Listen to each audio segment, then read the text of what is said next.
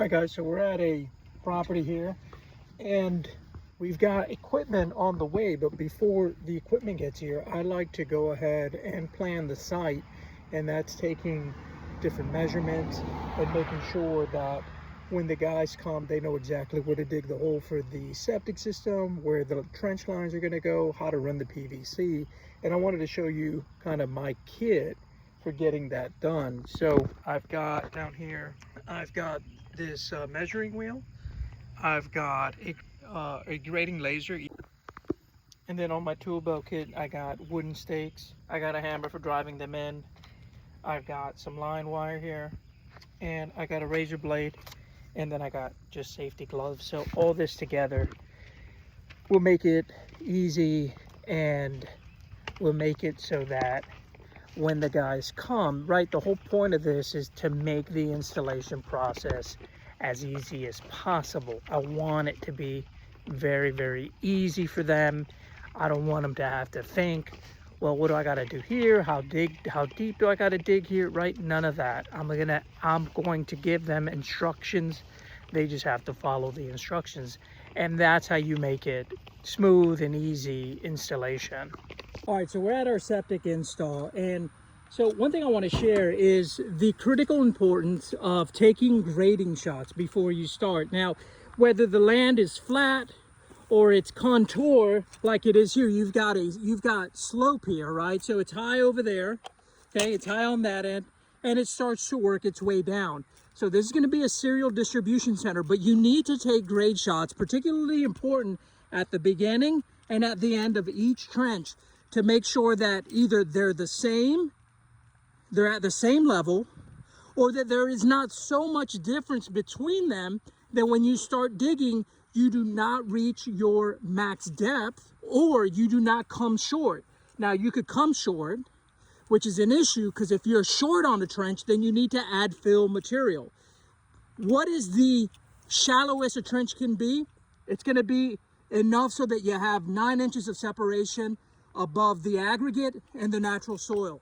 All right, so you need, in order to not use fill material, there needs to be 9 inches between the top of the natural surface level and the top of the aggregate. Now, the aggregate is going to be the rock. It's going to be either the rock or it's going to be the top of the chamber. In this installation, we're using chamber. So from the top of the chamber to the top of the soil surface level, the natural level, there needs to be at least 9 inches. So that's what we're going to do. We're going to take grade shots to make sure we can do that within our boundary. And our boundary is going to be a max dig depth of 28 inches. Okay, so just over 2 feet. And so here are some readings, right? So this system, the way it's laid out right now, will not work. Why? The max depth I can dig is 28 inches.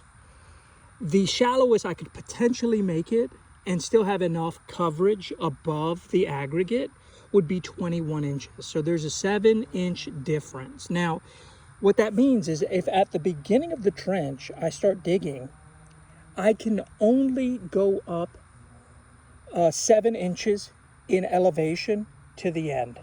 So here you can see the differences between T1, T2, so trench 1, 2, 3, and 4. So trench 1 is fine. Trench 2 is fine at 6.5 inches of elevation difference. But then when you start to get 3 and 4, you got 10 inches and 12 inches. So if I were to dig it the way that it is right now, I would have to bring in fill material, which is added cost and added time. I'm not doing it. All right, so here are the final readings for every trench in the drain field, okay? And I'll explain it to you. So T1 starts at 1 foot 8 inches and it ends at 1 foot 6 inches. Now you think that 2-inch differential, being that the end number is lower, actually means that the trench is higher. So the elevation climbs up, which means the rod reading is lower, okay?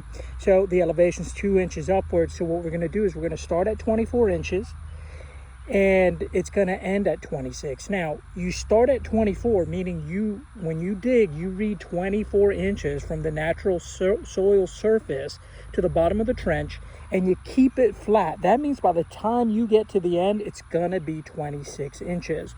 Now, T2 is flat at 2 feet 2 inches. T3 is 2 feet 8 inches, and it goes up to 3 feet. And T4 goes from 3.1 to 3 feet and 3 inches, both of them 2 inches downward. Okay, so that means we're going to start at 26 inches and we're going to end at 24. Now, the reason why I put the ending depth here is because we do not want to get to 21 inches. Okay, 21 inches is the absolute minimum dig depth we could do.